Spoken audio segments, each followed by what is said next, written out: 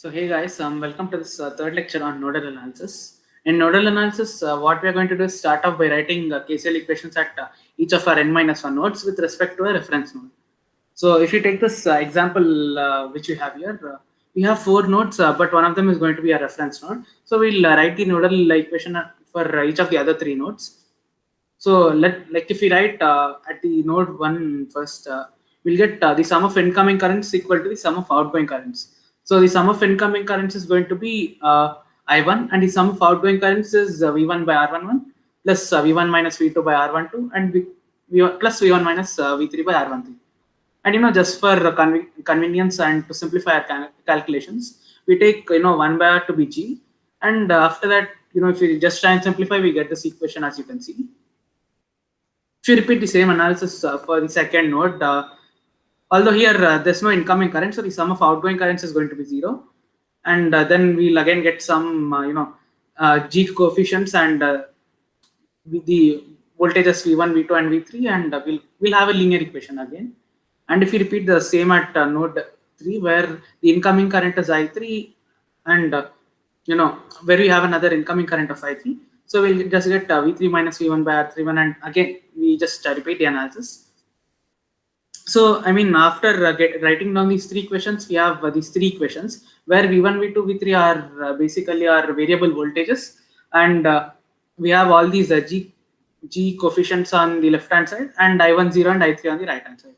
So whenever you want to try and simplify such linear equations in three variables, we generally make use of matrices to simplify our calculations. Instead of having to solve them and simplify them, cancel each term and all, we can just make use of matrices to solve the equation. So if you put these terms into a matrix, that is all the G terms into one of the matrix, then V1, V2, and V3 into a variable matrix, and the sources I1, 0, and I3 into the source vector, what we'll get is this conductance matrix into the voltage vector is going to be our source vector.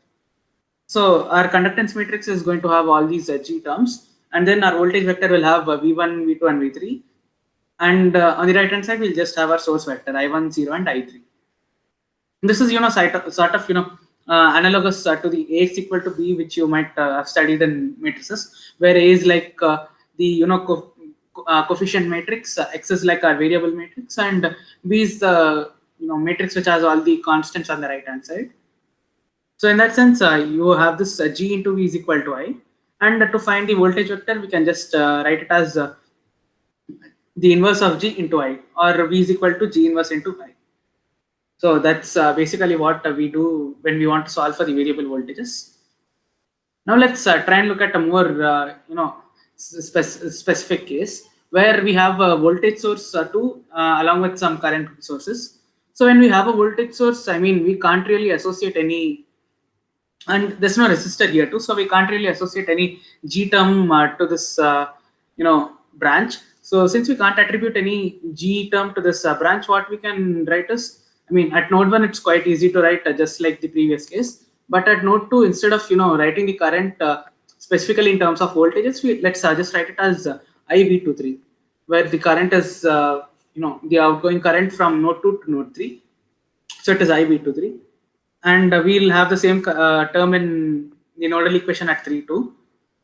So since I mean, in this nodal equations, we have terms apart from V1, V2, and V3, and we have some other variables like IV23 also. So this is what is called modified nodal analysis, and something which I'll discuss in the next class.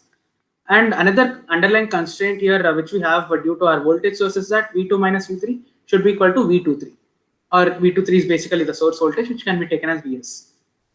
Now, since we want to get rid of this IV23 term, what we can do is add 2 and 3 equations just so that these terms cancel out, and then you have all the V1, V2, and the G terms on the left hand side, along with an I3 on the right hand side. So to do that, what we do is, instead of considering nodes 2 and 3, we instead consider a super node which encompasses both 2 and 3, or something which encloses both 2 and 3. So if we take a super node which is enclosing both nodes 2 and 3, and just write the KCL equation at the supernode. The KCL equation at the supernode is just going to be this equation number 2 plus equation number 3. So we get this sort of equation at the supernode, and then another equation which we have in this case is that V2 minus V3 is V23. Now what we can do is just put these equations in a matrix, and then if we put them in a matrix, we have our conductance matrix again, we have our voltage vector again, and then the source vector on the right hand side.